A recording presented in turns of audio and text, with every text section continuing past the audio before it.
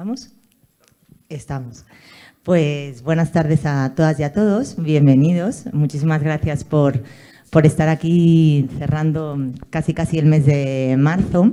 Esto es ámbito cultural. No sé si todo el mundo había estado en esta sala, en esta planta de juguetes del Corte Inglés alguna vez. Muchos sí, pero creo que algunos no.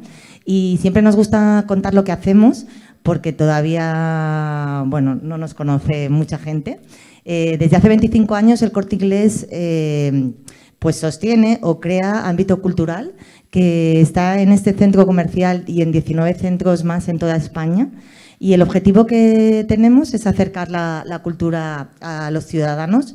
La marca quiere agradecer de esta forma a la sociedad todo lo que la sociedad le da. Y creemos realmente que la cultura, no sé si nos hace mejores, pero sí nos constituye.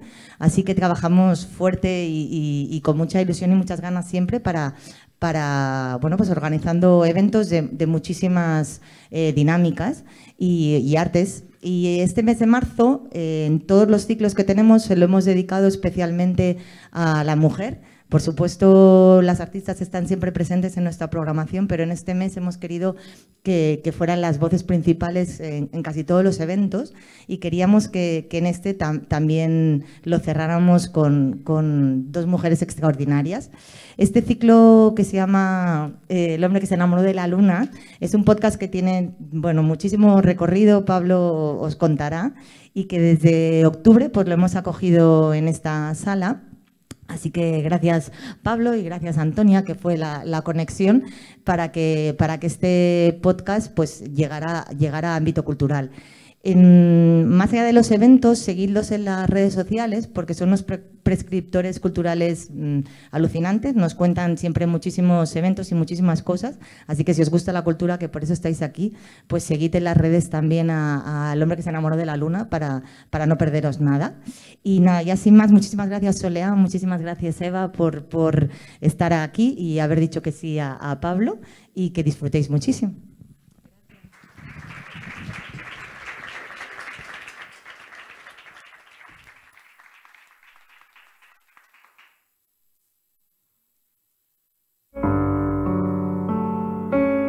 El hombre que se enamoró de la luna.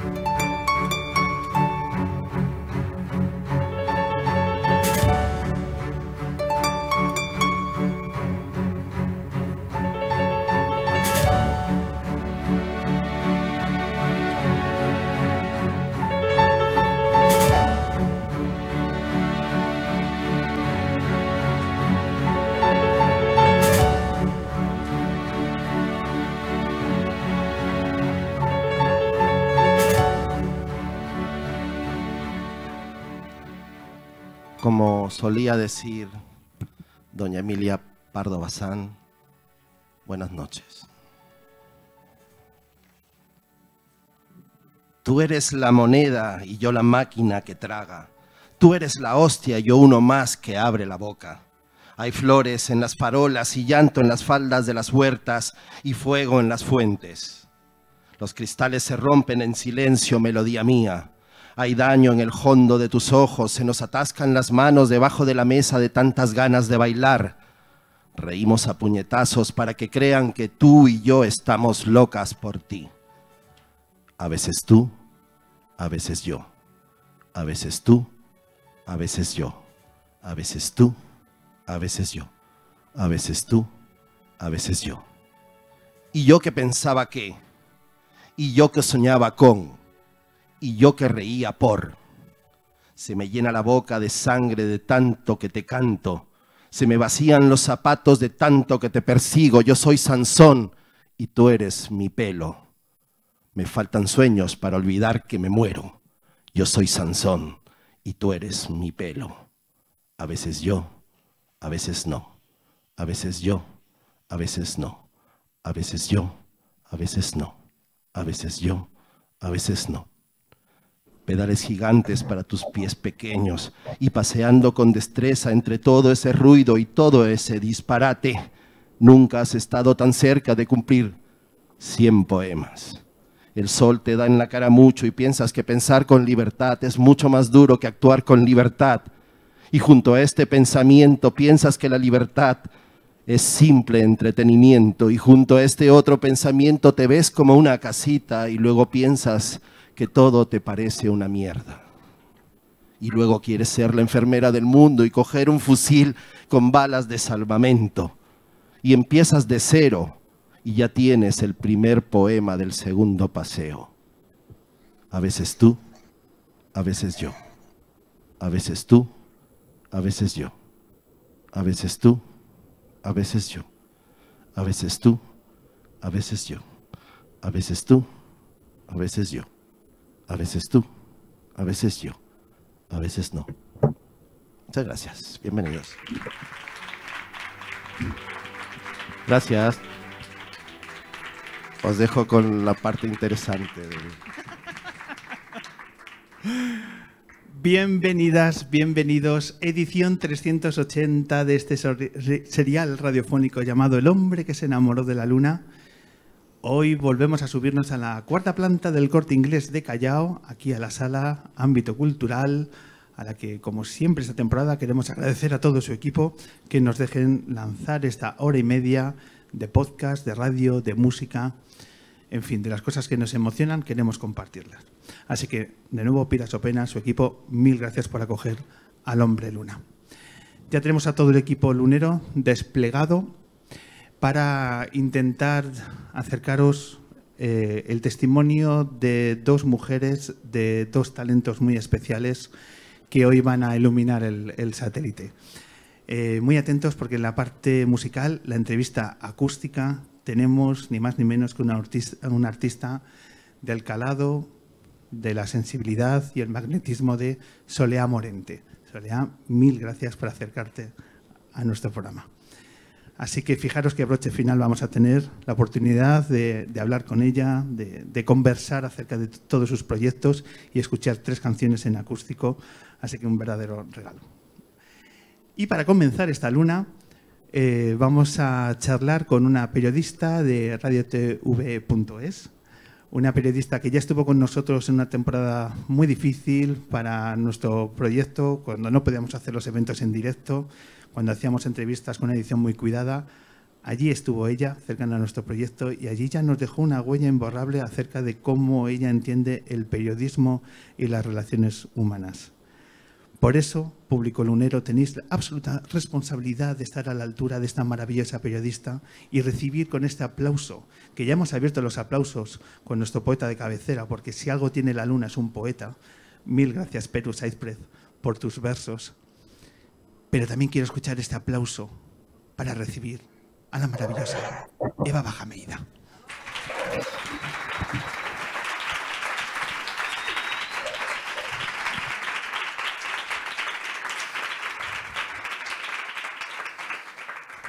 Eva, bienvenida a la luna. Estoy muy feliz de estar aquí. Siempre es un placer volver a la luna. Pues para nosotros es un placer que la entrevista salga de las pantallas de aquella tarde que estuvimos conversando y que dijimos, yo recuerdo además que la siguiente va a ser con un evento porque recuperaremos la normalidad y estaremos, no sabremos dónde, pero fíjate qué lugar nos hemos encontrado. Hay muchos podcasts, pero pocos se graban en sitios como este. Eva. No. Es impresionante, ¿no? Y además es que parece que fue ayer cuando hicimos aquel podcast, cuando todos estábamos confinados. Así que, bueno, es un placer volver y también abrazarnos, ¿no? Que hacerlo virtualmente. Eso es. Tenemos estos minutos para conversar acerca de todos tus proyectos. Hemos estado viéndote las últimas fechas, pisando un territorio increíble como es la guerra de Ucrania en el Donbass. Tenemos un montón de temas para acercar a nuestro público y a nuestros oyentes, pero vamos a comenzar por lo más inmediato, y lo inmediato es lo que ocurrió anoche. Eva Bajameida, periodista siempre se dice al comienzo, de origen saharaui, que ayer estuviste en la Riviera en un pedazo de concierto. Cuéntanos. Sí, es que ayer celebramos la tercera edición de Ellas por el Sáhara y la verdad es que fue espectacular. Llenamos la Riviera prácticamente con Rosalén, Amparanoia y María Pelae. Y fue maravilloso ver también el poder que tiene la cultura, ¿no? Yo junto con otros compañeros periodistas jóvenes tenemos un proyecto que se llama Un micro para el Sáhara, en el que intentamos hacer radio en los campamentos de refugiados saharauis, y ayer vimos el apoyo que tenía no solo el proyecto, sino también la sociedad civil española, ¿no? Con respecto al Sáhara, ¿no? Un tema del que hemos hablado mucho, de hecho, en el podcast. Eso es, en la anterior entrevista que está en las plataformas, buscáis en Spotify El hombre luna de Baba y tenéis ahí todo el recorrido y toda la trayectoria que marca con su tierra, con el Sáhara. Y claro, ayer llega la oportunidad, porque llenar la Riviera es llenar con 2.000 personas y eso tiene muchísimo mérito. ¿Qué sentiste ayer cuando vistes corear y bailar y emocionarse a la gente con esos pedazos de artistas que citabas? ¿Qué sentías tú por dentro? ¿Cómo vibraste una noche tan especial? Yo creo que sobre todo una se queda con el poder de la cultura, ¿no? De hecho, aquí también estamos en ámbito cultural, ¿no? Y creo que ese poder, esa fuerza que tiene, esa forma de hacer llegar un mensaje y esa también forma de romper el silencio, que muchas veces es muy difícil y desde los medios de comunicación no lo conseguimos, y sin embargo ayer se consiguió, ¿no? Momento además de que estuviste en el propio escenario. Hubo un momento que estuviste con Ángel Carmona, presentador de Radio 3, bueno, pues también teniendo esa experiencia de estar en el escenario de la Riviera con 2.000 personas delante tuya, que también queda para el recuerdo de ese momento. Sí, de hecho, justo unos segundos antes les dije, es que no quiero salir y me da mucha vergüenza. Me decían, pero si en la tele te ve más gente. Digo, ya, pero es verdad que en persona las cosas cambian, fue una ¿no? experiencia. ¿Cuándo es la siguiente expedición de Un micro para el Sáhara? ¿Cuándo viajáis de nuevo? Vamos a volver en octubre. Este año el reto es hacer el podcast, porque los saharauis tienen una cultura oral y la radio en los campamentos siempre ha tenido un papel fundamental, porque es un medio barato, pequeño, en una sociedad tradicionalmente nómada. Claro, mi abuelo no se podía llevar una pantalla de televisión sobre el camello cuando se tenían que mudar de un lugar a otro, sino sí que podían llevarse la radio, ¿no? Y entonces los saharauis han recurrido mucho a la radio a lo largo de la historia. Incluso la educación se hizo a través de la radio en los primeros años en los campamentos.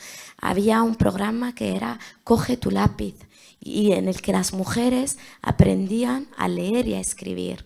Es impresionante el papel que tiene, pero es verdad que los jóvenes, para esta edición, jóvenes periodistas sí que nos han pedido hacer podcast, porque estamos en otros tiempos y sobre todo para poder salvaguardar y ese tesoro, ¿no? Esa cultura oral que se pierde, ¿no? Y ayer también lo explicábamos, cada vez que fallece una persona mayor en el Sáhara, muere y se lleva un libro, se lleva una biblioteca entera.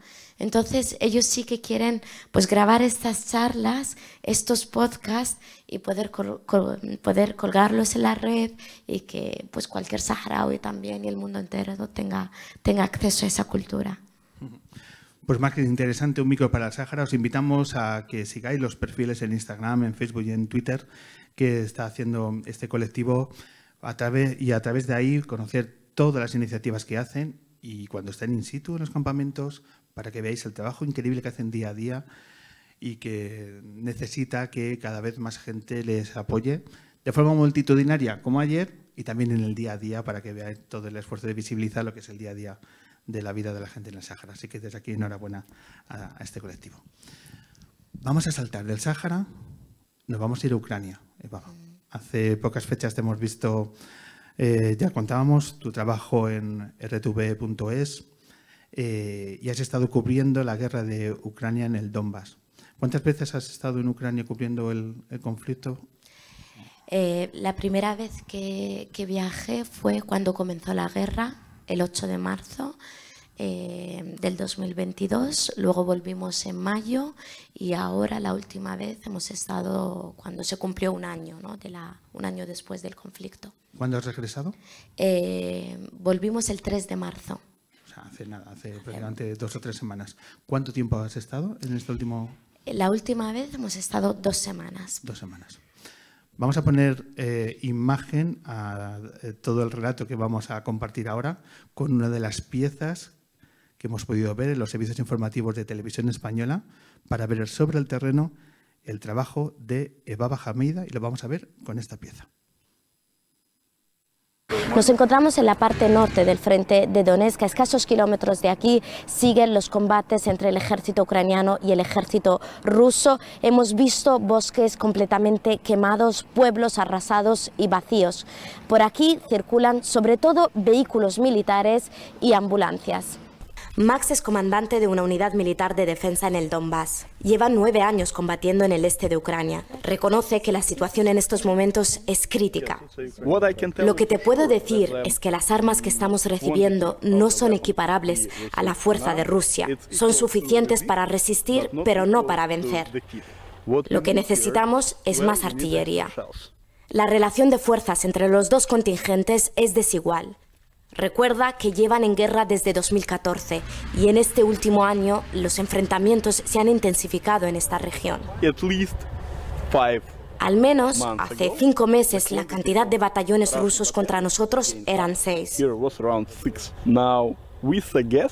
Ahora creemos que la cantidad de batallones son más de 26.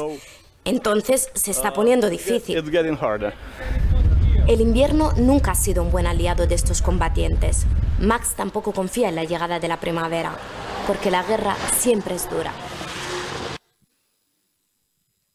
Eva, ¿qué sientes cuando te ves sobre el terreno? La verdad es que es difícil porque ni siquiera nos solemos ver, o sobre todo a la vuelta sí que igual tienes algún día que te pones a repasar un poco el trabajo hecho. No sé, la verdad que me da mucho respeto, ¿no? Porque sobre el terreno siempre tienes miedo de cómo lo estás contando, ¿no? Lo estoy haciendo bien, lo estoy contando bien, qué es lo que hay que contar, hasta dónde puedo llegar y bueno, pues cuando vuelves es como, ya está, no sé. Me pregunto si hay cierta es raro verse. Me pregunto si hay cierta sensación de incredulidad, decir, ¿realmente he estado allí? Eso siempre nos pasa, yo creo que sí, porque... Y sobre todo en este tipo de coberturas que son muy intensas, en las que yo trabajo formato texto, vídeo y a veces también audios para Radio Nacional. Es un formato multimedia completo y que requiere de una exigencia tremenda. Luego nosotros publicamos prácticamente casi todos los días. Entonces, sobre el terreno es intenso porque ves, escuchas, hueles, sientes, lo tienes que escribir, te pasas las noches escribiendo y por la mañana, pues es que siempre nos levantamos temprano para intentar montar la pieza para los telediarios y es todo como muy intenso, ¿no? Luego es verdad que entras como en un bucle, en trabajo, en una intensidad, en una especie de adrenalina de hay que contarlo, ¿no? Y luego ya vuelves y es difícil verse y sobre todo, no sé. ¿Cuánto de voluntario / obligatorio está detrás de tomar la decisión de ir a cubrir una guerra? Es decir, en la redacción, ¿cómo se elige que finalmente se Evaba Hamida quien va a ir a cubrir estas 2 semanas en el Donbass? A mí nadie me ha obligado y en general a nadie se le obliga a ir a una guerra en un medio de comunicación.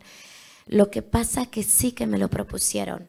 Yo cuando estalló el conflicto, porque además solía hacer temas migratorios, queríamos ir a cubrir Hungría.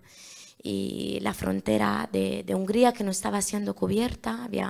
Había un despliegue de la tele, sobre todo en Polonia. Hubo también un compañero de la web en Polonia, pero no pudimos estar en Hungría. Entonces, la intención de mandarme a mí era de ir a cubrir la frontera húngara.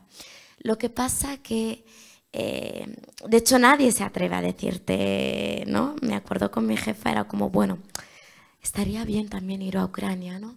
¿Qué pasa? Que luego una compañera con experiencia que trabaja en France 24 me llamó y me dijo, yo también voy a ir a Hungría, pero yo voy a pasar a Ucrania. Y ella tiene experiencia, lleva 10 años cubriendo guerras, Catalina Gómez. Y entonces me acuerdo que lo comenté con mi jefa y me dijo, ¿y tú te verías capaz? ¿Podríamos hacerlo? Y le dije, con Catalina sí. Lo que no quería ir era sola, desprotegida, sin ningún tipo de soporte, y sobre todo el trato era de ir viendo sobre el terreno. De hecho, para mí el primer viaje no fue como, iba con los ojos muy abiertos y fue una experiencia difícil pero increíble para una periodista joven. Es que para mí era... Esto es el periodismo sobre el terreno, porque además hay una cosa que a los periodistas normalmente, que son muy necesarios los compañeros de mesa, y es muy importante la última hora y es muy importante estar en la redacción. Admiro mucho a los compañeros que también se quedan y que nos cuentan la guerra minuto a minuto desde aquí, pero normalmente nos gusta estar en la calle y nos gusta hacer este tipo de cobertura. Necesitamos estar sobre el terreno para contar la realidad. Y cuando llegas allí y ves que hay las historias son infinitas, todas las personas tienen una historia con nombre y apellido, a las que solo puedes acceder si viajas y si estás ahí, y que empiezas a ver cosas que tú puedes contar, ¿no? Y que no se han contado, porque además cuando es un conflicto como el de Ucrania, que ha estado muy presente en la agenda mediática, era como, pero si ya se ha contado todo, y sobre el terreno tienes ese poder, ¿no? De poder acercarte a otras historias, de poder contar, de poder estar con personas que se desnudan y que te cuentan absolutamente todo. Y a mí, por ejemplo, también lo que se me pidió en Radio y Televisión Española era centrarme en esa parte, ¿no? De las historias, de que aquí ya teníamos analistas que estaban contando los avances en el frente, qué iba a pasar, cuánto iba a durar la guerra, ¿no? Haciendo análisis. Tenemos un equipo de verificación que verifica los bulos en las redes, todo lo que estaba pasando. Tenemos un equipo en la redacción de la web que está contando el minuto a minuto del conflicto. Tenemos un equipo de datos que dibuja mapas sobre cómo avanzan los dos ejércitos. Y a mí lo que se me exigía era estar con las personas y contarlo, ¿no? Y creo que eso es, para eso hay que estar en el terreno. Entonces, hay como una especie de inconsciencia, responsabilidad, hay allí una mezcla, ¿no? De emociones, pero sobre todo de valores que creo que periodísticos, ¿no? Que te llevan a tomar esa decisión, porque luego dices, no vuelvo, pues claro que quiero volver. Y la última vez que volvimos fue para buscar las historias del año pasado. Entonces, esto es un privilegio para un periodista. Eva, hablas en plural.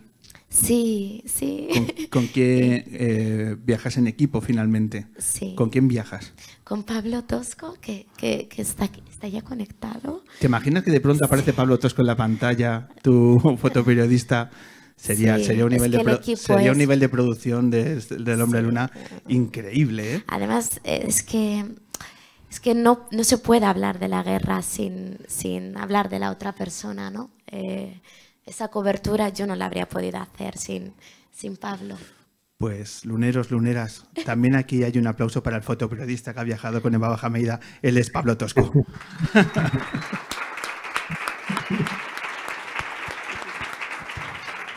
Bueno, es que, ¿Qué tal? le Buenas tardes a veo todos. y me emociono porque somos súper hermanos. Es que Claro, es que estas experiencias tienen que unir. Pablo, bienvenido a nuestro programa. Mil gracias por acoger nuestra videollamada. Antes decíamos que salíamos de las pantallas. No del todo, pero hoy juega muy a favor. Pablo, ¿dónde estás? Buenas tardes a todas y todos. Un gustazo. Muchísimas gracias por convocarme y muy feliz de compartir este espacio con Evaba, con mi hermanita, persona que fundamentalmente quiero muchísimo y luego que admiro mucho y bueno, nos hemos permitido aprender juntos muchísimo en este último año. Muchas gracias, hermanita. a ti, es que yo me acuerdo que cuando volví la segunda vez, que fue bastante complicado, ¿no? Que fue cuando los compañeros de la redacción me decían, ¿te has enamorado de Pablo? Digo, sí, hablaba de él con un amor y una admiración, porque además Pablo tiene mucha experiencia. Aquí donde lo tenéis es un WordPress Photo, tiene un recorrido y una trayectoria increíble que a mí me ha permitido trabajar. Es que ha sido un privilegio. Él ha cubierto... ¿En cuántos países has estado, Pablo? Los contábamos el otro día. Ha estado en prácticamente muchos países africanos, en América Latina. Ha estado en otros conflictos. Entonces, para mí, estar con él era muy importante porque tiene todo ese bagaje y experiencia y, sobre todo, su forma de mirar como fotógrafo y como fotoperiodista. Creo que juntos somos un buen tándem. Pablo, ¿qué ha supuesto para ti la experiencia de estar en el Donbass con todo este recorrido que está compartiendo Evaba de tu trayectoria? ¿Qué ha tenido de particular cuando habéis estado pisando sobre el terreno la guerra de Ucrania? Bueno, tuvimos dos oportunidades con Evaba de recorrer un poco la región en el primer viaje que hicimos el año pasado y en este segundo. Primero, bueno, creo que es estar sobre el terreno, poder recorrer esos pueblos arrasados por un conflicto que ya lleva más de una década, ¿no? Y que de alguna forma también uno tiene que descifrar, siendo un foráneo, descifrar qué es lo que está sucediendo y que esto hubiera sido imposible, primero con la sensibilidad con la que nos encaramos este trabajo con Evaba y después fundamentalmente con dos figuras enormes que me gustaría así como convocarlos y evocarlos, que son Igor y Román, nuestros productores locales, traductores, conductores, fixer. La palabra fixer, que en inglés lo resume todo, es aquella persona que todo lo resuelve y lo arregla, ¿no? Sin ellos dos hubiera sido imposible que hayamos podido acercarnos hasta donde llegamos, poder escuchar, sentir y acompañar a personas que nos han compartido y nos han ofrecido su testimonio. Y esa, bueno, un poquito lo que decía Baba anteriormente, la responsabilidad de poder dar visibilidad, romper el silenciamiento y que esas historias que muchas veces están como eclipsadas o no tienen cabida en los medios de comunicación, pues bueno, poder animarnos a darle esa trascendencia, ¿no? ¿Cómo conseguís llegar a un fixer que te permita establecer una relación de confianza tan tremenda que necesita el hecho de poder hacer vuestro trabajo y pisar con tranquilidad, entre comillas, por los lugares que transitáis? ¿Cómo se consigue eso? Bueno, antes hay un proceso de preproducción, ¿no? De preguntar, ahí se comparte, hay compañeros también periodistas que ya han estado y que te comparten esa información, contactos, teléfonos.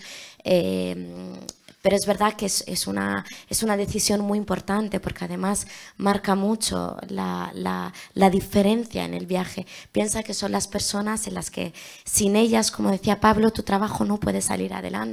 Y hay una máxima confianza y delegación también de que, bueno, pues ellos son los que saben, los que controlan el terreno, los que tienen los contactos. Nosotros al final no tenemos ni idea incluso de hasta dónde podemos llegar. También son los que hablan el idioma, son los que se pueden parar a hablar con la persona, con la abuela que se ha quedado sola en su casa, que está asustada, y que a nosotros pues nos permite llegar a ella gracias a esta traducción, a este trabajo, a esa empatía, porque al final ellos también están hablando de su propia guerra, de su propia historia, es su gente, es su familia, y tienen una entrega increíble. O sea, es verdad que, o sea, es Román e Igor en este viaje, es que cuando nos despedimos el último día es que te marca, y hay que decidir muy bien quién es la persona que te va a acompañar, porque son imprescindibles. Habladnos de lo que no sale en las cámaras, de cómo es vuestro día a día, por ejemplo, en los detalles que no son intrascendentes, de, por ejemplo, en el Donbass, ¿dónde habéis dormido? ¿Cómo se gestiona el alojamiento? ¿Dónde dormís, Pablo?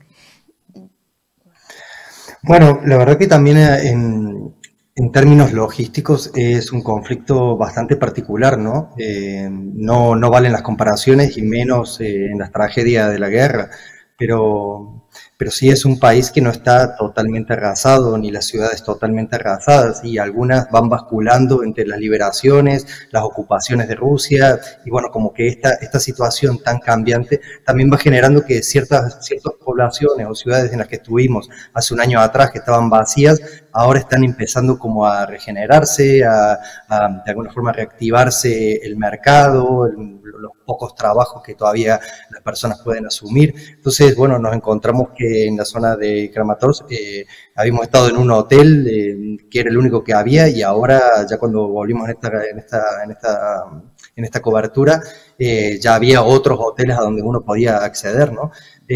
Bueno, estamos alojados en un hotel donde había, bueno, la mayoría de las personas que estaban allí eran periodistas, ¿no?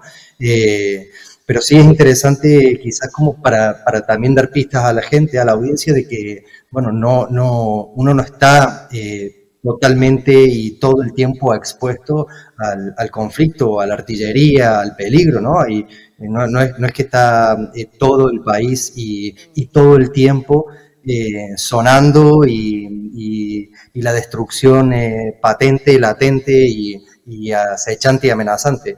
No es así, ¿no? Hay espacios, y muchos espacios, donde uno tiene tiempo para reflexionar, ver cómo va a encarar la próxima historia, poder juntarnos y decidir cuál va a ser la continuidad, y también poder sentarse a reflexionar sobre las vivencias que vamos teniendo, ¿no? Que eso es súper importante, creo que para poder entender lo que uno va viviendo y lo que uno está sintiendo y por lo que está atravesado, y también de qué forma se está acercando a la cobertura y a las historias, ¿no? Hablas mucho de las historias humanas, que es el objetivo fundamental con el que habéis estado cubriendo el conflicto. Compartir alguna experiencia. ¿Qué historia, qué nombre y apellidos traerías aquí a la Luna para trasladar lo que está viviendo la gente, además de forma transversal, porque como habéis estado durante 3 ocasiones, ya podéis decir cómo ha sido, cómo están viviendo las consecuencias la gente que está soportando este conflicto bélico, esta guerra? Una pincelada, una historia que compartís ahora en la Luna. Bueno, la verdad que no, Eva, es algo que como que pensamos mucho, ¿no? Sí, es muy difícil pensar y más, solo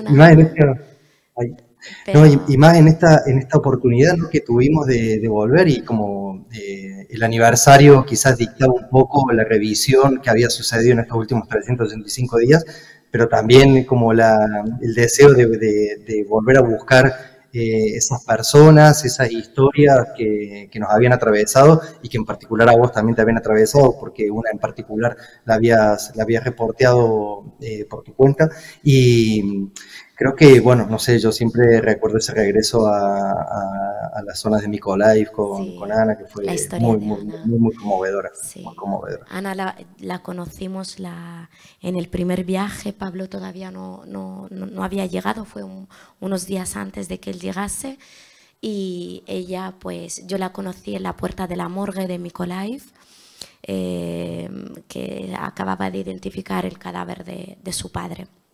Su padre era civil, estaba en un sótano de una escuela, en la escuela de su pueblo, un pueblo muy pequeño, que está a las afueras de Mykolaiv, de un pueblo además de agricultores, y él se encontraba pues con otros civiles en el sótano de la escuela.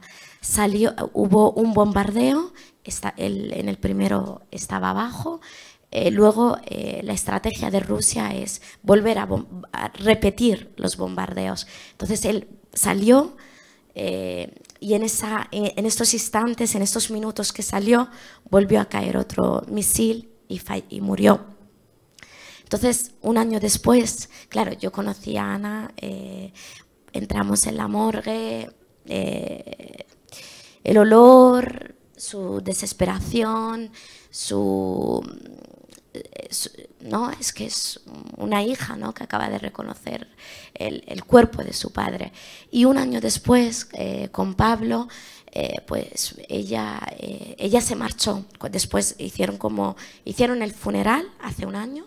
Ellos se marcharon, su madre, su hermana, se fueron todos, salieron de Mykolaiv, huyeron, se refugiaron en otra zona cerca de Odessa, y luego al año ella decidió volver y nosotros pudimos ver cómo ella regresaba a Mykolaiv. Entonces tuvimos no sé si llamarlo privilegio, pero la posibilidad de poder ver cómo ella volvía a esta escuela destruida, volvía a hablar con los vecinos del pueblo que volvían a recordar estos momentos. Fuimos con ella a ver a su madre, fuimos con ella a buscar la tumba, porque no se acordaba del lugar exacto. El cementerio a lo largo de este año había crecido, y fuimos a buscar la tumba donde estaba enterrado el padre. Entonces, eso, yo creo que son estas historias que es lo que realmente importa, porque no es nuestra experiencia. Al final, antes decíamos, ¿no?, nosotros volvemos, sino son las historias de estas personas las que nos marcan, ¿no?, y las que te hacen ver cómo un conflicto marca tanto la vida de una persona, ¿no? Son personas atravesadas por la guerra. Bueno, yo creo que sí, la historia. Sí, hay como ciertos mantras quizás en las coberturas que tienen que ver con cuestiones básicas, como que las reales víctimas de un conflicto armado son las supervivientes, ¿no? Haber tenido la oportunidad de acompañar a Ana, no solamente al cementerio, sino al sitio donde sucedieron las cosas, o sea, donde la tragedia se desencadena, ¿no? Los griegos hablaban del nostos, ¿no?, el sitio donde sucedieron las cosas, eso que de alguna forma genera esa emoción que es la nostalgia por lo perdido, ¿no? Y tener la oportunidad de acompañar a ella en estos espacios que dan cuenta de tanta tragedia y de la forma en la que ella lo va procesando, y una capacidad de resiliencia enorme, bueno, poder contar su historia, y que da cuenta de que justamente eso, la guerra, y las principales víctimas, aparte de las personas que pierden la vida, pero las principales víctimas son los supervivientes, que tienen que hacer el duelo, el luto por todo lo perdido, ¿no?, lo afectivo, lo material, el futuro que ha quedado luxado de por vida. Hablemos quiero enfatizar en esa expresión que has dicho, nosotros volvemos. Hablemos del día después de vuestro regreso, en este caso del Donbass, pero Pablo, de multitud de otros conflictos que hayas podido cubrir a lo largo de tu trayectoria. Leyendo tus posts en Instagram, me gustó mucho una frase que dices, Baba, de los miedos vienen con uno. Te trae el miedo que has masticado allí, también te lo traes. ¿Cómo son los días después? Que es esta etapa en la que estás viviendo ahora. Tercera visita a Ucrania, hace 15, 20 días que has regresado. A nivel emocional, desenmasticar ese miedo absolutamente lógico y natural que habéis procesado pisando aquellas tierras. A nivel emocional, ¿qué coste tiene y cómo lo vivís y lo afrontáis? Bueno, la verdad que en el último viaje nos centramos mucho en las historias. Pasamos solo un día y medio en el Donbass. o sea, no fue tanto tiempo. Además, con Pablo como que intentamos centrarnos mucho en las historias más que el frente de batalla, que yo creo que es también como otro tipo de cobertura, ¿no? Hay que ir, por supuesto, y con Pablo lo hablamos mucho, hay que ir allí donde están sucediendo las cosas, pero también hay que ir a esta vida que está en los márgenes, ¿no? Que está, pues, que se aleja un poco, o aquellos lugares donde han sido una primera línea y luego tras una retirada, ¿no? Ese Limán, esta ciudad, por ejemplo, de Limán, vacía, completamente vacía, pues no es un frente de batalla ahora mismo, pero lo ha sido. Entonces, bueno, es verdad que este miedo a perder la vida, ¿no?, de reportero de guerra, tampoco creo que tenemos que caer en eso. Yo lo que vuelvo es con sobre todo las historias, esa parte emocional, el equipo, Igor, Roman, que se quedan, ¿no? Esas personas que han estado compartiendo contigo el día a día durante 15 días y cuando los despides en la frontera y sabes que ellos se quedan. Y también yo desde que llevo muy poco en eso, pero esa sensación de ser una ladrona de historias, eso sí que es una sensación con la que vuelves, ¿no? De llego, me cuentan su historia y me voy. Y lo cuento y lo luzco, e incluso me dan premios y aquí me aplauden, pero estas personas se han quedado, ¿no? Esa sensación que con Pablo lo intentamos evitar, porque, por ejemplo, nos pasó en el norte, por ejemplo, en este viaje hemos estado en el norte, en la frontera con Bielorrusia, no era primera línea, no estaban cayendo bombas, pero sí quisimos ver un año después cómo estaban aquellos pueblos que habían sido los primeros en ser invadidos. Y nos encontramos con que toda la localidad lloraba. Cualquier persona con la que nos parábamos a hablar, lloraba. Hombres, mujeres. Y nos encontramos con Olga y su marido con una casa que estaba completamente arrasada. Que es que un año después no tenían nada. Y que ellos, por ejemplo, yo me acuerdo que era la noche previa al aniversario, que para nosotros era fundamental, porque teníamos que sacar al día siguiente un reportaje, pero para nosotros nos miramos y dijimos, hay que dedicarle tiempo a esta gente. Y nos quedamos allí hasta las 11 de la noche, que me acuerdo apurando el tiempo, porque además hay unos tiempos, hay unos límites por la noche, ¿no? Como unos toques de queda y más en fechas tan señaladas, pero me acuerdo que todo el equipo nos miramos y dijimos, vamos a escucharles, no pasa nada. Mañana a las 8 de la mañana tiene que salir nuestra crónica, no pasa nada. Y creo que esto es fundamental, porque no somos nosotros, son las personas con las que estamos hablando. Y yo vuelvo un poquito más tranquila, sabiendo que he pasado estas horas, que nunca son suficientes, con Olga y con su marido, que nos han hecho un té, que necesitaban ser escuchados, que necesitaban... Y no era solo ir, coger su testimonio y volver. Creo que esto es fundamental. Y sobre todo para volver con la conciencia más tranquila. Porque a mí sí que me da la sensación, y lo hablo mucho, ese reporterismo de guerra que se idealiza. Creo que nos hace a nosotros a volver protagonistas. Y nosotros no somos los protagonistas. Los periodistas tenemos que quedar al margen. Hay que dejar de idealizar la profesión, en cierta medida. Yo creo que somos como los mineros. ¿Por qué no se aplaude a los mineros? ¿Por qué no se aplaude a las cajeras del supermercado? A los médicos. Hay que entender que el periodismo es una profesión y que nadie nos obliga a ir a los sitios. Y que tú cuando haces algo es porque estás haciendo tu trabajo. Y hay una serie de valores, de preguntas, y con eso no quiero hacer demagogia, ni quiero aquí dar lecciones de periodismo, pero sí que creo que hay que dejar de idealizarnos. Estamos haciendo nuestro trabajo, punto. Cuando nosotros hacemos bien nuestro trabajo y no somos los protagonistas en las piezas, creo que es el éxito. cuando no se habla de nosotros, sino de la persona ¿no? El reto de cómo, por ejemplo, estuvimos en Somalia y el reto era cómo contamos el hambre. ¿Cómo cuentas el hambre? ¿Cómo cuentas que el cambio climático? Y a mí, pues creo que es fundamental que hablen de nuestros.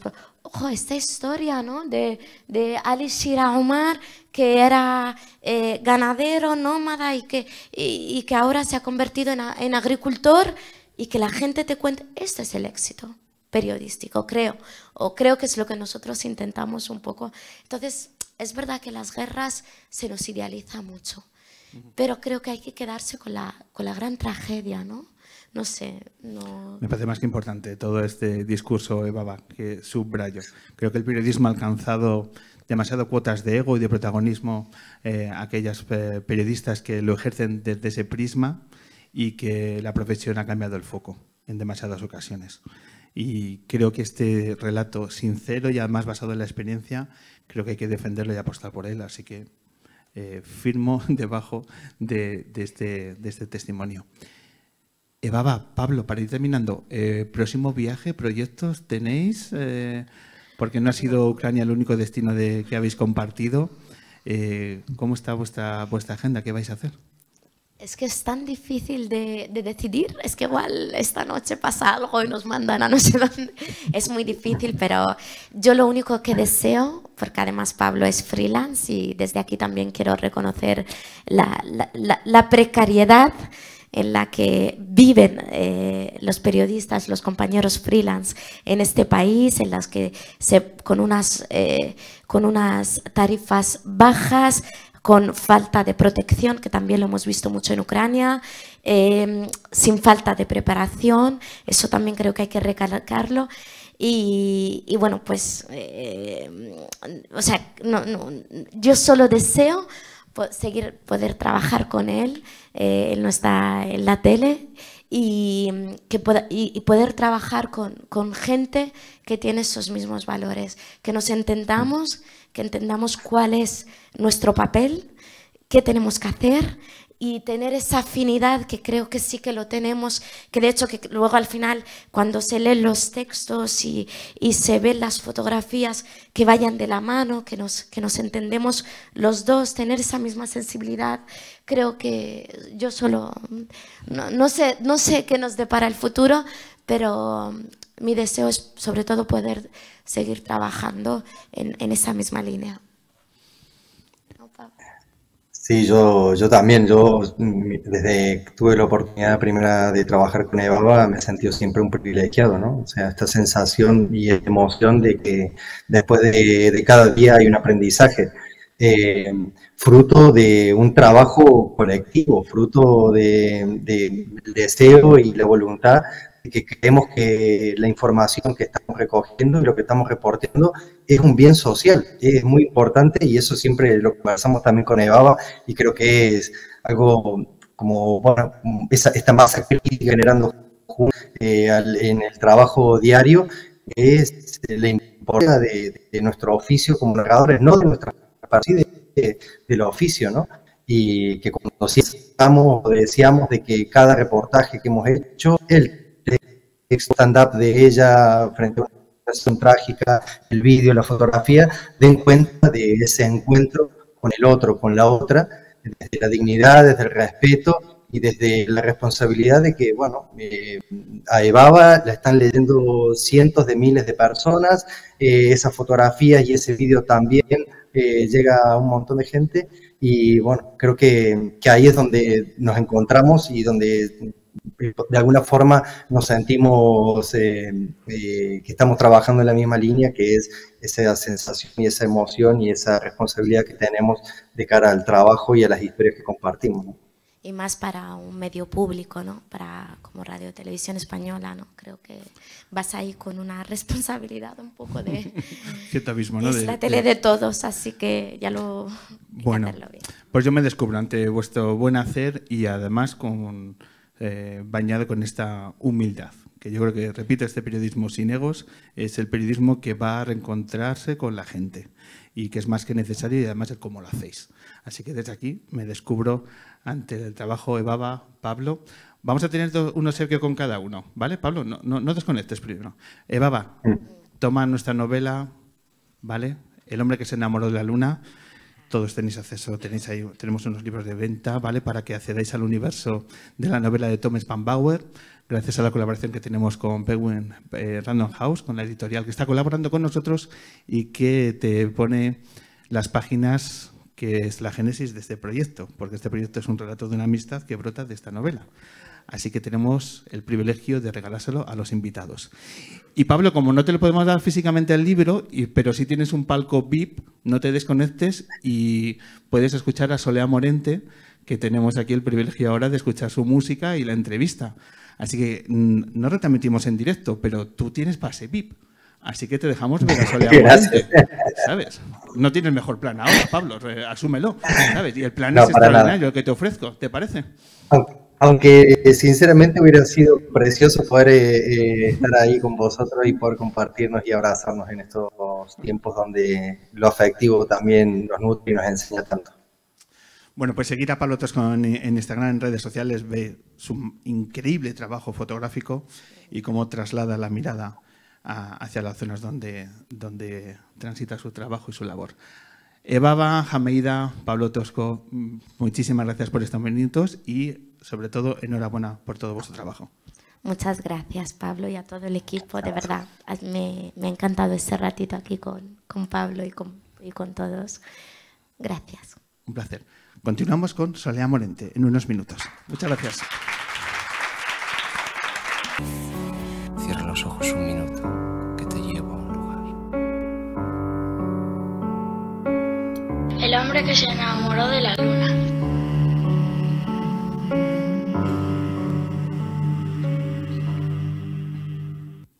Comenzamos el segundo bloque de la edición 380 de El hombre que se enamoró de la luna, colgados aquí en la luna, en la planta cuarta del Corte Inglés de Callao, en la sala del ámbito cultural, donde ni más ni menos tenemos la oportunidad de decir una frase que nos emociona. Porque luneros, luneras, hoy tenemos el privilegio de escuchar la voz de Solea Morente.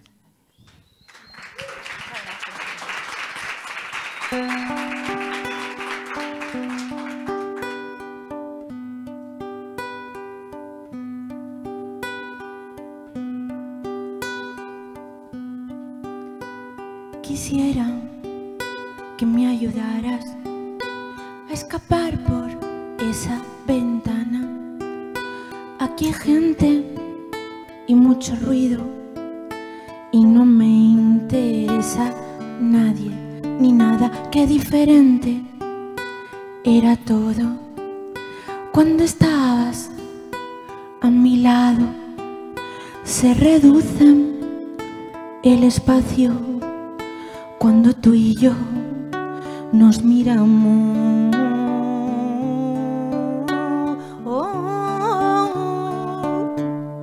Ayer te fuiste y me dijiste que cantara y no llorara, que echara la pena al aire, pero que no te olvidara, pa' que yo te pueda olvidar. He de ver dos señales que se junten la tierra y el cielo, las estrellas y los mares.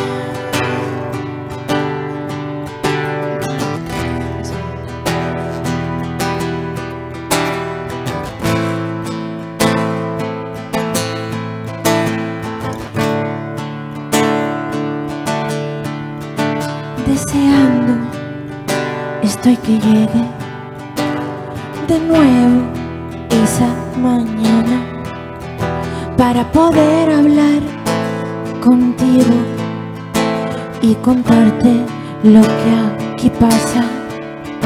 Qué diferente era todo cuando estabas a mi lado.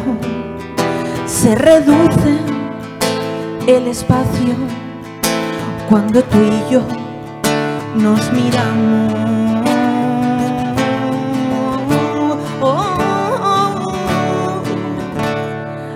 Ayer te fuiste y me dijiste que cantara y no llorara, que echara las penas al aire, pero que no te olvidara, para que yo te pueda olvidar.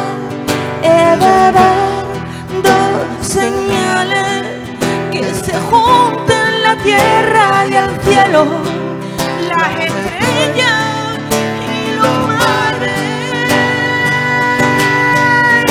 Pues canto como si no hubiera un mañana en que cantar, canto como si el cante tuviera ala y me elevar, canto porque sin tu cante en este mundo no entendería nada, nada, nada, para que yo te pueda olvidar.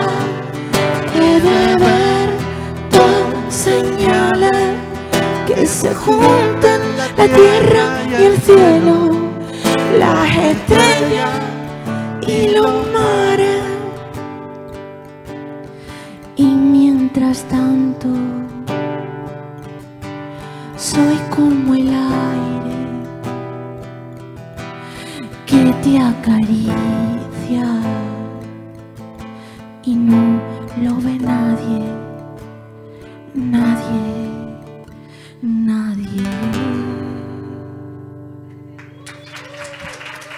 Por ti, Eva, por tu compañero y por todo lo que has contado. Gonzalo, muchas gracias.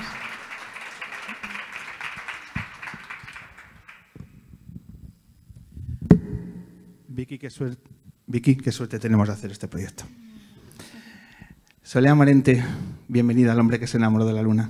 Muchísimas gracias, es un placer enorme y además salir de la Tierra un ratito, estar un ratito en la Luna no viene mal porque con lo que está cayendo. Viene bien, sí, la verdad es que hay veces que salimos de aquí y de nuevo pisamos la ciudad y pensamos, con lo gustito que estamos aquí arriba.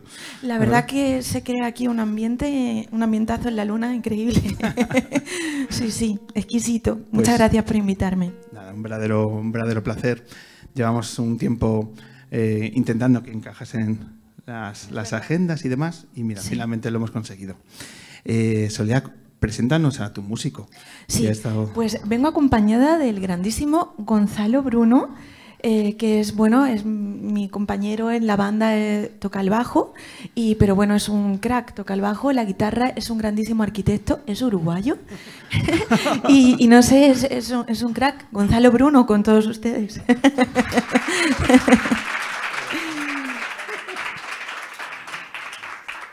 Un arquitecto que toca la guitarra. Ojo con eso, ¿eh?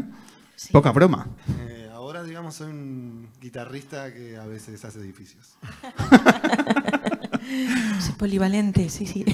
Y con Soledad no te deja mucho tiempo, ¿no? Para sacar proyectos. Pues es bastante complementario. Es un poco Batman por la noche, ¿no? Porque normalmente, excepto esto o algunas otras cosas que son durante el día, normalmente tocamos de noche y los edificios de noche no se mueven mucho. Bueno, Gonzalo, muchas gracias también por traer tu talento aquí a la Luna. Bueno, Soledad, tenemos unos minutos para charlar acerca de pues tu día a día, tus proyectos, tu carrera, que es digno de elogio. Pero en primer lugar, me gustaría saber qué te ha parecido la entrevista con Evaba.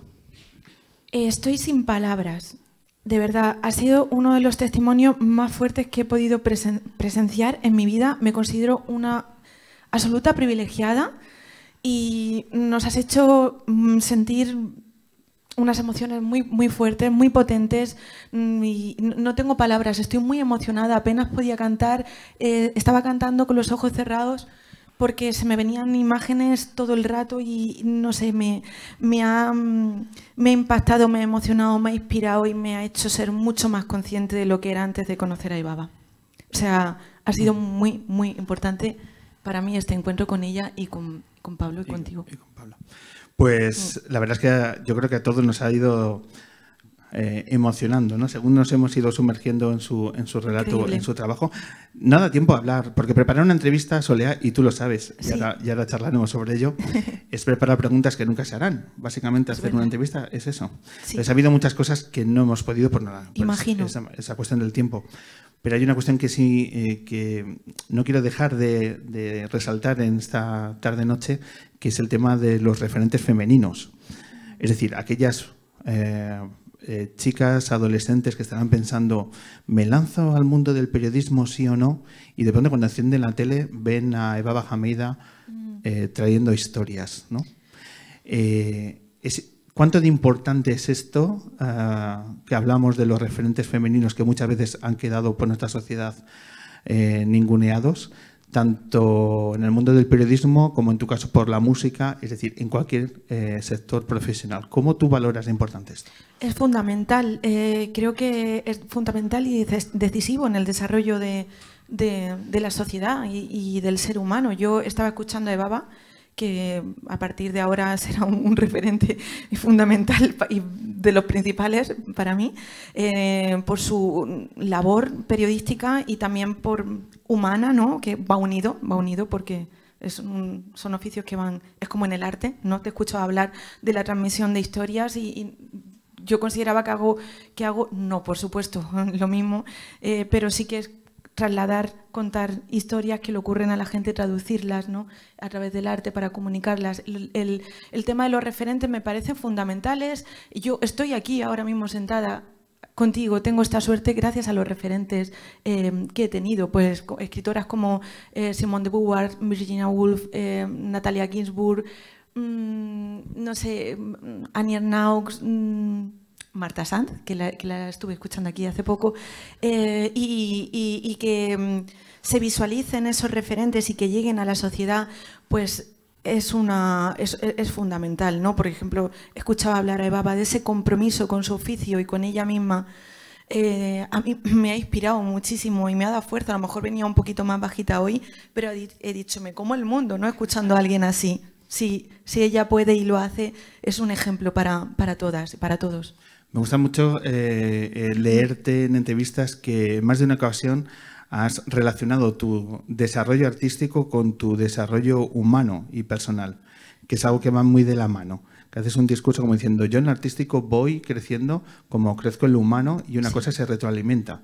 ¿Es así o...? Sí, es así, no lo puedo evitar, van intrínsecamente unidos el arte y la vida.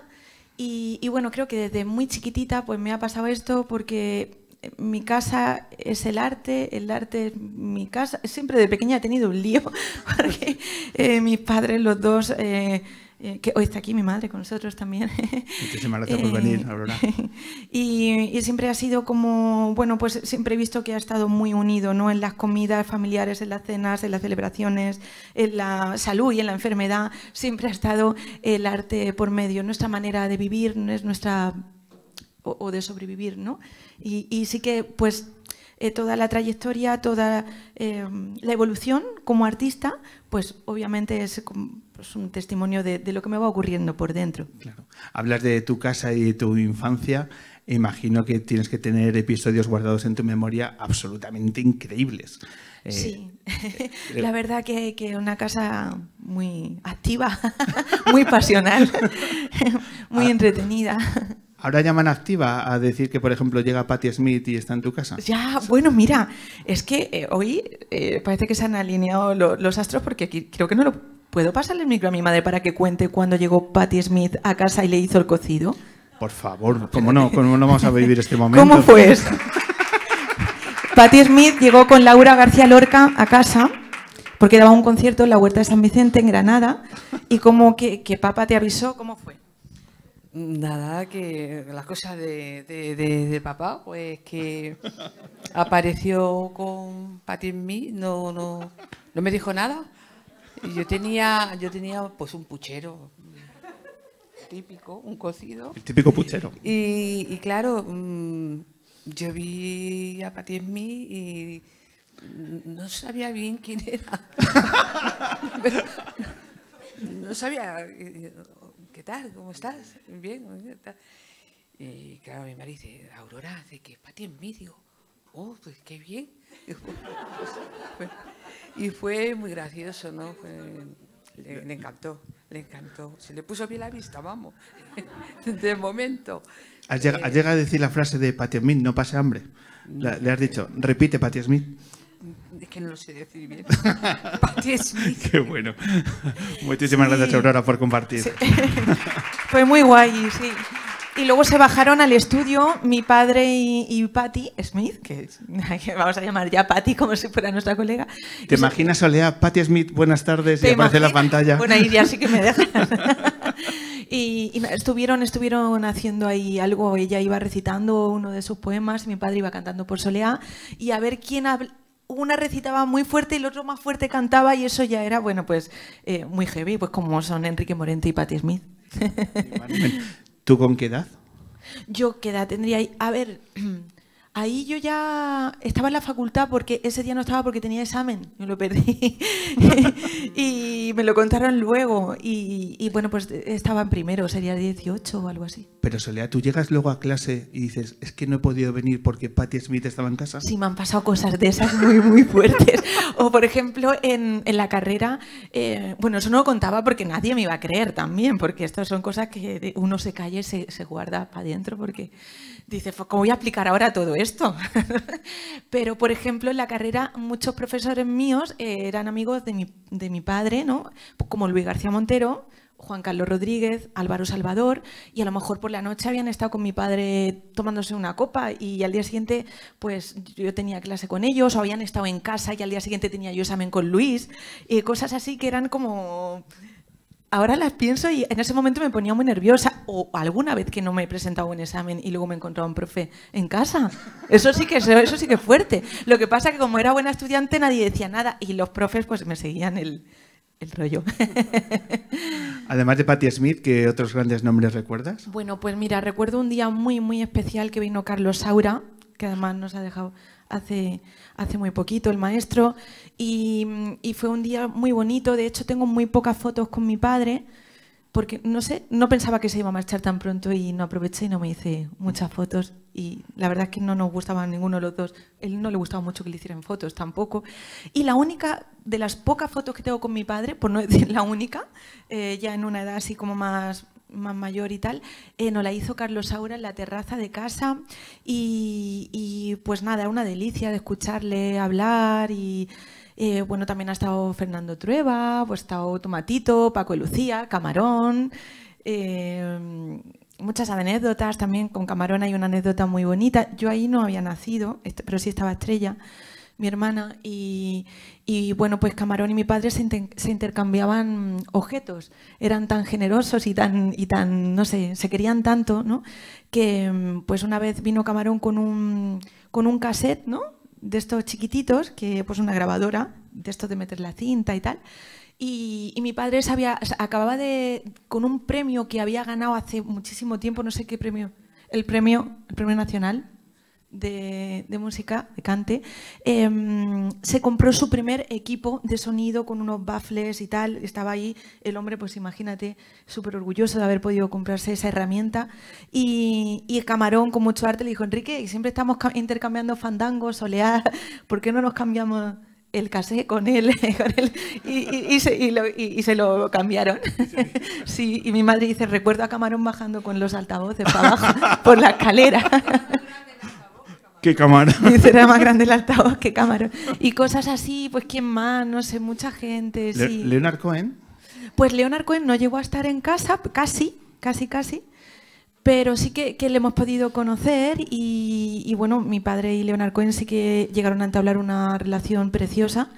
De hecho, hubo un encuentro aquí en el Palace, que hay unas fotos súper bonitas que están tomándose algo, y fue cuando mi padre le contó que iba a hacer Omega. Luego le vimos en un FIP, que recuerdo que llegábamos al festival y estaba cantando Leonard Cohen y llegábamos nosotros. Digo nosotros porque mi padre nos llevaba a toda la familia en la compañía. Y era un concierto que mi padre hacía Omega y fue muy emocionante que se bajaba Leonard Cohen, subía mi padre para homenajear a Leonard Cohen con su proyecto Omega. Y también hubo ahí un encuentro en los camerinos que fue increíble y nos lo presentó mi padre a Leonard Cohen a todos. Él le llamaba Leonardo. y nada, pues recuerdo ese abrazo tan emocionante y tanto cariño y tanto respeto entre esos dos grandísimas personas primero y luego genios. Totalmente. Soledad, ¿y tú de pequeña abrías la puerta del estudio y te colabas? ¿Tenías esa? ¿Sí? Sí, muchas veces, pues claro, me colaba en las grabaciones. Mi padre era mucho de hacernos partícipe de sus proyectos musicales y a lo mejor yo estaba estudiando arriba en casa, porque arriba estaba la casa y abajo en el estudio, y decía pelota, porque a mi madre artísticamente se llama La Pelota. Ya un día la traes a ella y te cuenta todo, porque si no... Y pregunta, ¿quieres preguntar? No, es que ya hablaremos, pero el último jueves del siguiente mes grabamos. Eso. Entonces ya lo vemos. Vale, está feo cerrar una entrevista con el público delante, pero yo qué sé. Bueno, no vais por a nuestra parte no hay ningún problema. ¿Vale? Os va a encantar. Bueno, sí, grandísima artista, además. Nada, y mi padre pues decía, pelota, están las niñas, o está Kiki, que mi hermano por ahí, dile que bajen, que necesito que me toquen las palmas o me metan unas voces. O era como que siempre pues muy unida la vida y el arte, como te decía al principio. Hace como 2 meses tuvimos la oportunidad de entrevistar a Antonio Arias. Ah, sí. Porque estaban presentando el último disco de Lagartija Nick. Increíble. Y esa tarde fue la primera vez que sonó la posibilidad de tener a Soledad Morente en la Luna. Y se lo comenté. Dijo, mira Antonio, que es que estas cosas nos pasan a veces. Que mira quién se ha puesto más o menos a tiro para que venga la Luna. Y de pronto Antonio, aquí en el camerino, se le iluminó la mirada. Sí. Dice, ¿qué dice? ¿Va a venir aquí Soledad? Digo, pues no lo sé, pero es probable. Sabes que el primer paso para que llegue es tener este acercamiento. Y le vi una alegría y una naturalidad cuando dije tu nombre, que me gustaría que nos comentaras, aparte de estos grandes nombres de la cultura universal, que muchas gracias por compartir esos recuerdos. Un placer. Me gustaría que nos contaras también cuál es la relación con estos grandes nombres de nuestra música, que también tiene un enorme valor, y qué trascendencia ha tenido en tu carrera artística tener seguramente en el cobijo de una ciudad como Granada y todo el talento y las bandas que hay allí. Antonio Arias, imagino que Los Planetas, bueno, más nombres que tú puedas decir. Sí. ¿Cómo de importantes han sido estas personas en todas las decisiones que has ido tomando en tu carrera? Pues han sido de una importancia fundamental en mi carrera y en mi vida, se podría decir, y sobre todo, bueno, pues Antonio, que le mencionabas antes, es uno de mis mentores, de mis maestros, de mis compañeros, mi amigo, compañero de mi padre. Él me cuidó mucho, trabajamos juntos, pero luego como persona me cuidó también muchísimo. Y le quiero mucho, para mí es un hermano mayor, Antonio. Le admiro muchísimo, tengo la sensación siempre de estar al lado de una leyenda viva cuando estoy con él. Y es como, jolín, qué suerte poder haber disfrutado y poder disfrutar de Antonio tanto. Y es generoso, es un genio y es muy buena persona. Y eso a mí me llena. De otras personas también de la escena granadina, pues también compañeros que han sido fundamentales en mi vida, pues como Eric, Floren, J, no sé, Lori Meyer también, que son muy colegas. Hay una escena cultural en Granada muy interesante, no solo rockera, sino también del clásico, del flamenco. Y bueno, y en concreto, bueno, pues la escena rockera indie granadina para mí ha sido, bueno, pues un antes y un después, se podría decir, porque yo venía con un bagaje y bueno, con ellos pues como que descubrí otros espacios, otras maneras de decir, otras maneras de mirar que bueno, me han servido muchísimo y me han ayudado a llegar aquí a la Luna hoy. Porque tú resides en Madrid. Sí, ahora vivo en Madrid, pero vamos, estoy siempre yendo y viniendo a Granada. Cuando estás aquí, ¿qué echas de menos de Granada? Bueno, pues echo de menos a mi madre, que ya vive en Granada, a mi hermano Kiki, echo de menos Madrid. Yo soy madrileña, y es que he terminado en Madrid porque la amo y me apasiona, pero estoy un poco estresada. Levantamos la mano y aquí al compañero. Y en Granada, como decimos nosotros, se vive de otra manera, creo, ¿eh? Es diferente, es otro ritmo, veo que es otra dinámica. Aunque a mí me va la caña y necesito Madrid porque no paro, soy un poco hiperactiva y aquí en Madrid es la corte, ¿no? Se podría decir que en Granada, bueno, es otra manera de vivir, otro ritmo y otra forma donde puedes descansar, reflexionar, pensar de una manera diferente y para llegar aquí y transmitir lo que has estado cocinando en Granada, ¿no? ¿En Madrid hay también esa comunión entre los artistas o la dinámica es otra? Bueno, sí, a ver, eso, es diferente.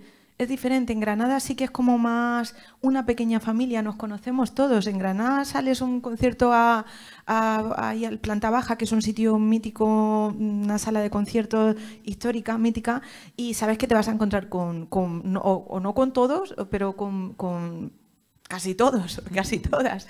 En Madrid también tenemos como una red, por así decirlo, ¿no? de contactos y de comunicación entre los músicos, pero es una ciudad muy grande y no es lo mismo, no es la misma conexión. La verdad es que en Granada nos tenemos todos controlados. Allí eso es un peligro. Es un peligro. Se sabe todo, como decimos. Para bien o para mal. Para bien o para mal. Los dos ambientes son fantásticos y yo los necesito los dos. Es que mi padre granaíno, mi madre madrileña, pues qué dedo me corto que no me duela. Las dos ciudades me aportan y me construyen. Totalmente. Háblanos de tu podcast. Mi podcast, pues me da mucho respeto hablar contigo de mi podcast y hablar delante de una periodista como Ibaba de mi labor en la radio. Yo pensaba, cuando la estaba escuchando a ella, a Ibaba, digo, ¿qué voy a decir yo ahora? Porque ya después de lo que se ha hablado, que es la realidad más pura, los dos testimonios de Pablo y de Baba, luego ya viene el arte, y viene el arte, la literatura, la cultura, luego viene todo esto, viene la ficción, pero ha sido de un valor sentimental tan fuerte que ahora es como que me cuesta. Volviendo a tu pregunta, perdón, mi experiencia en mi programa de Radio 3, pues estoy muy agradecida a Radio 3, a Tomás Fernando Flores, que me ha dado esa oportunidad. Increíble, lo estoy disfrutando muchísimo y bueno, aprendiendo a hacerlo, porque yo nunca lo había hecho, nunca había tenido un programa de radio. El otro día me dijeron, está muy bien, pero te trabas mucho. Digo, jolín, pues no piden a la gente, que nunca lo he hecho, ¿sabes? Que vengo de hacer conciertos, canciones, bueno, un montón de cosas y es como a veces cuesta porque, hombre, no es fácil, pero está siendo apasionante, estoy aprendiendo muchísimo y bueno, lo que comentaba Ibaba de, bueno, pues seguir creyendo, fomentando y cuidando la tradición oral me parece increíble y tener esta oportunidad, pues, y además hacer lo que me gusta y lo que quiero. Eso está siendo un sueño, ¿no? Y es un espacio donde puedo comunicar lo que siento, cómo trabajo, mis influencias musicales, sobre todo también literarias, pero bueno, hay como dos espacios, uno dedicado al cante jondo y al flamenco jondo y otro, bueno, pues a todas las influencias. Por ejemplo, ayer estaba pinchando a Camarón y después lo último de U2, ¿no? Y como que me gusta mucho viajar de un extremo a otro. ¿Y cómo te sientes cuando cambias el rol y eres tú la persona que entrevistas? Has estado con María Rodés, con Sofía Comas. Sí. ¿Qué tal cuando cambias el sofá y te sientas en el sofá verde? Pues casi que prefiero estar aquí. Porque lo otro me causa mucho respeto y digo, pero no sé si las preguntas que estoy haciendo están bien, no, se está sintiendo bien, está siendo interesante lo que estoy preguntando, ¿no? O sea, paso por muchos momentos de novata, total. Pero bueno, la verdad es que hacía mucho tiempo que no me sentaba en el lugar de la entrevistada y lo echaba un poco de menos también, porque, bueno, tiene su punto. María Rodés ha llegado a decir que ha sido la mejor entrevista que le han hecho. Qué maja, María Rodés, que la quiero muchísimo, la admiro mucho y bueno, como tú decías antes, es verdad que preparas una serie de preguntas, te documentas, lo preparas y luego me está ocurriendo que me pongo muy nerviosa y luego al final la persona que entrevisto me ayuda un montón y se me olvida que le estoy entrevistando y al final es un momento súper bonito. Está siendo de las experiencias más bonitas de mi vida. Qué bueno. Sí. Hazte promo. ¿Cómo se llama el programa? El programa se llama Cariño, sabes que soy de otro planeta, en Radio 3, los sábados a las 12 del mediodía. Y colgado, por supuesto, en las plataformas como en formato podcast y para que sea accesible. Sí, en la web de Radio 3 aún no, o sea, no es podcast, que es un programa de la web de Radio 3 que se llama Cariño, sabes que soy de otro planeta. A ver si ya se convierte también en un podcast, que ahora esta es una herramienta fundamental. El otro día hablábamos con Conzo en la Sala Vesta, corroborando el dato de que hay más podcasts que españoles. Así que es cuestión de tiempo. Muy interesante. Te vamos a regalar nuestra novela y lo vamos a hacer a quien es una lectora voraz. Entonces, antes de entregarte la novela de Thomas Spanbauer, ¿qué estás leyendo ahora? Pues estoy leyendo El léxico familiar de Natalia Ginsburg y estoy terminando Las primas de Aurora Venturini, que lo descubrí hace muy poco. Y son dos joyas que estoy enamorada y refugiada en ellas y me están dando el discurso del próximo disco, se podría decir. Sí. Tu librería tiene que ser un auténtico tesoro, ¿no? Poquito a poco me voy haciendo. Te vas haciendo, ¿no? Con muchas autoras femeninas he leído también. Sí. Leo muchas mujeres. Sí. Bueno, pues ahí está. Y, sí. Y en el programa de hoy es necesario subrayarlo también, esa cuestión. Solea, una novela que llevo toda la temporada diciéndolo. Sí. Aquí hay un disco, ya lo verás tú. O sea, que pues es cuestión de tiempo, pero aquí hay un disco. Hay una historia contada de una forma muy, muy particular a través de Thomas Spanbauer. Y una historia que nos atrapó, que nos abrazó y que tiene forma de podcast a lo largo de estos años. Y que para nosotros es una suerte darlo como regalo a nuestras invitadas. Gracias. Así que te va a encantar, Solea. Me hace muchísima ilusión. Ya con el título es una genialidad. O sea que me apetece muchísimo. Pues tuyo es el libro. Muchas gracias. Y si quieres, yo te firmo. Thomas Spanbauer me ha dado la oportunidad de firmar los libros, así que luego en el camerino te puedo dedicar el libro. Vale, por ¿sabes? favor, claro. Hoy lo damos todo en la luna. Sí, a cambio me firmas esto. ¡Ay! Claro que sí. ¿Cómo no? ¡Qué ilusión! Es el último ejemplar en papel. Sí. Bueno, el penúltimo, porque han sacado una edición especial de lo mejor del año pasado. Pero cuando Rock Deluxe, revista referente de nuestra música y de nuestra cultura, por supuesto. Publicó su último número, que es de abril del año 2020. En la portada estaba Solea Morente. Madre mía, qué recuerdos. Me veo ahí con la corona, lo que nos iba a caer encima. Oh, madre mía, o sea... Efectivamente.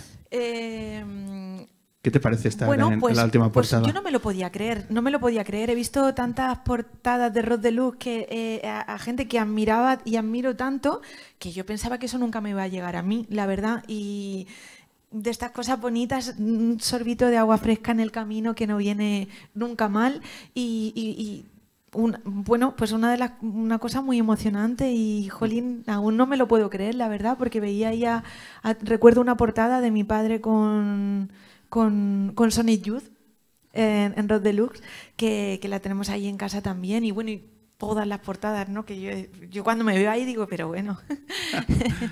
Bueno, pues luego, si te parece, me echas una rúbrica. Claro, con toda la ilusión. Yo tengo años y años de Rock Deluxe guardados en casa y me hace especial ilusión tener el último ejemplar firmado, a cambio de que tú te llevas la novela de Thomas Spanbauer firmado por Pablo Loriente. Sé que es un win-win, ¿sabes? Que oye, que esto es un intercambio genial, así, claro que sí. Que la noche se nos va de las manos. Sí, la luna todo es posible. Efectivamente. Solea, te propongo que te unas a Gonzalo, nos regalas las dos canciones. ¿Qué tienes pensado? ¿Os dejáis llevar? ¿Qué vais a tocar ahora? Pues ahora vamos a cantar una canción que se llama Quisiera esta tarde, que es un poema de Alfonsina Storni y es una canción de Paco Ibáñez. y si queréis puedo cantar otra o ya os dejo porque... No, sí. Bueno, y la siguiente se llama Marcelo Criminal, que bueno, pues ahí además canta Gonzalo también, hace de Marcelo. Perfecto. Así que... Pues toqué las dos canciones, te vienes conmigo y cerramos el programa, ¿vale? Venga, genial, pues venga, vamos, hasta ahora, gracias. Este le dejo aquí.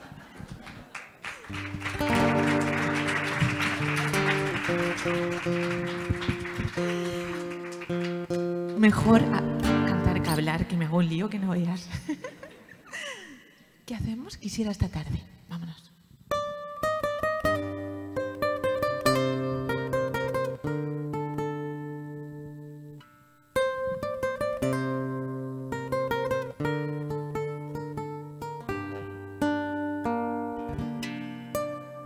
Ese.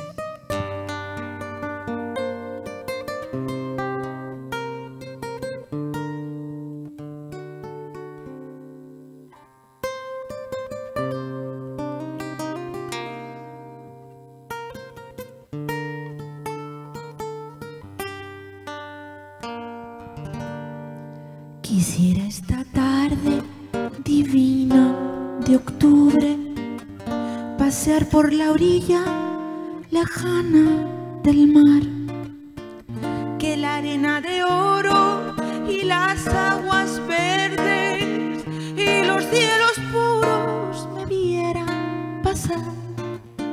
Ser alta, soberbia, perfecta, quisiera como una romana en medio del mar.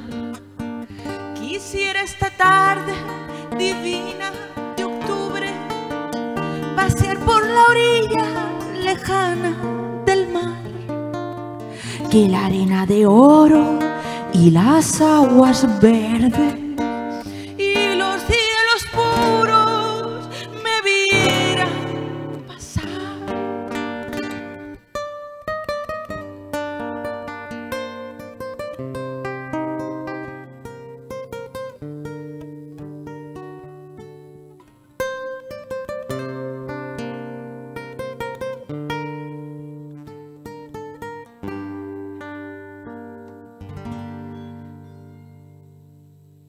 Ver cómo se rompen las olas azules contra los granitos y no parpadear.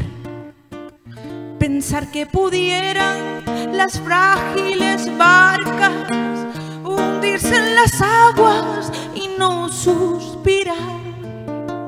Ver que se adelanta la garganta al aire, el hombre más bello no desear amar. Perder la mirada distraídamente, perderla y que nunca la vuelva a encontrar. Y figura erguida entre cielo y playa, sentirme el olvido perenne del mar. Quisiera esta tarde divina de octubre pasear por la orilla lejana del mar, que la arena de oro y las aguas verdes y los cielos puros me vieran pasar. Ser alta, soberbia, perfecta, quisiera como una romana en medio del mar.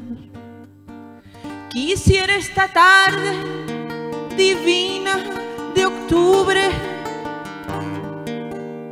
pasear por la orilla lejana del mar, que la arena de oro y las aguas verdes y los cielos puros me vieran pasar.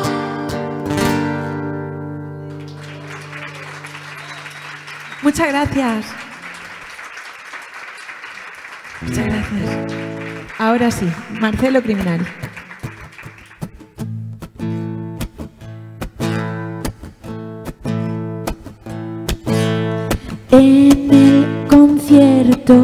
de Marcelo criminal.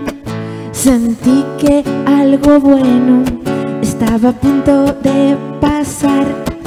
Bebimos cerveza, bailamos sin parar, mientras Marcelo decía en sus canciones la verdad.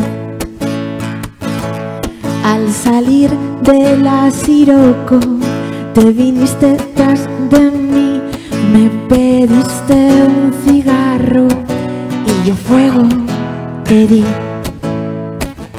Empezó a llover, como llovía, no me lo podía creer. La lluvia en el pelo me chorreaba, me chorreaba. Y tú con tu camisa, que bien me secabas, qué guapo estabas. En el concierto en Siroco, aquella Navidad, yo miraba hacia el público, no sabía qué cantar. Soledad y ese chico no se dejaban de mirar, y mientras por dentro me comía la ansiedad de echarte de menos, porque tenía que estar tan lejos de mi casa, cantando al agua mineral. Empezó a llover, como llovía, no me lo podía creer. Vámonos. La lluvia en el pelo me chorreaba, me chorreaba. Y tú con tu camisa, que bien me secabas, qué guapo estabas.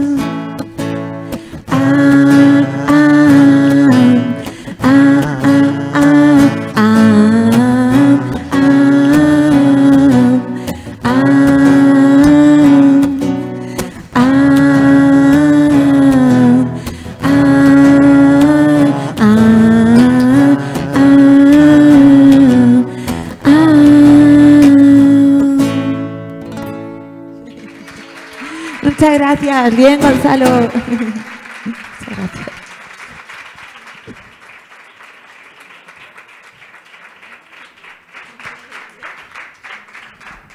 Hola. Qué bien, Gonzalo, muchísimas gracias. Pues, qué rato más maravilloso, Solea. Ha sido... Hemos estado a gusto, ¿no? Hemos estado que... Porque el Corte Inglés lo cierran, pero si no nos quedábamos. Sí, es verdad, oye, pero bueno. ¿A qué hora cierran esto? Bueno, ¿te parece que cerremos nosotros el cierre? Es el momento que damos las gracias, porque esto es la suma de mucha gente.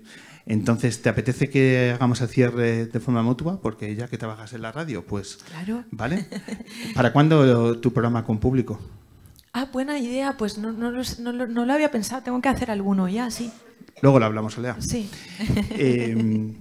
Vamos a escuchar la sintonía de un programa de radio que está dando que hablar y encima de esa canción, que yo creo que vamos a estar muy a gusto, cerramos esta edición. Olé. Del hombre que se enamoró de Luna. ¿Te parece? Sí, claro que sí. Venga, a ver si te gusta.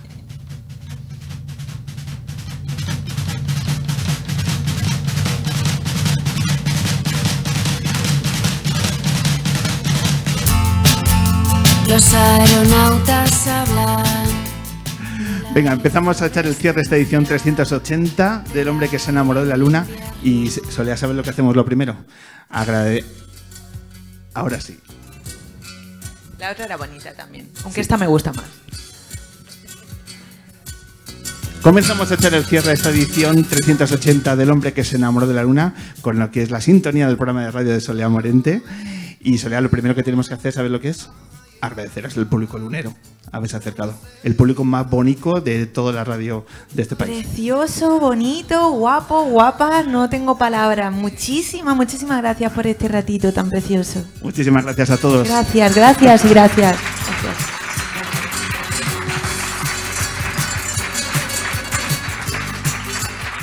Luego vamos a agradecer, por supuesto, a Eva Bajameida por haber dado una luz tan maravillosa al primer tramo de esta luna. También, por supuesto, a su compañero, a Pablo Tosco, por habernos brindado toda su experiencia y habernos conmocionado con vuestro trabajo. Mil gracias, Eva Bajameida. Gracias, Eva.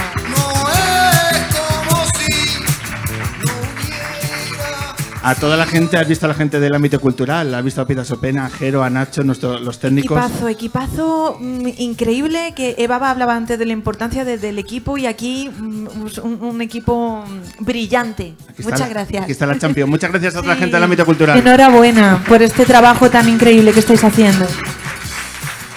Y muchas gracias a mi pedazo de equipo, a Becky Cantos en producción. Los mejores fotógrafos de la radiodifusión española son Rebeca Mayorga y Maqueda. También hemos tenido a Sara Cantalapiedra, que se une al equipo, al mejor poeta que habita en cualquier satélite del universo, al gran Peru Saizprez, los carteles de Manuel Granados y a nuestro técnico de sonido también, a Daniel Llévena, al cual le mandamos un abrazo de este pedazo de equipo lunero. Muchas gracias.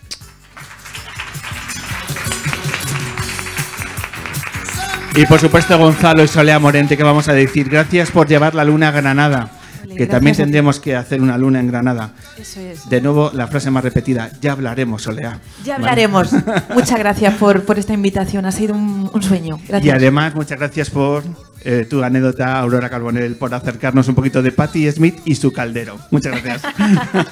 Ole, viva el arte. Y permitidme que dedique esta edición, ha sido un placer, soy Pablo Loriente y esta edición está dedicada a dos personas que están hoy en el público y son las mejores personas que habitan hoy en el ámbito cultural. Este programa va para Elsa y para Vera, me lo vais a permitir. Un placer, Pablo Loriente, nos vemos.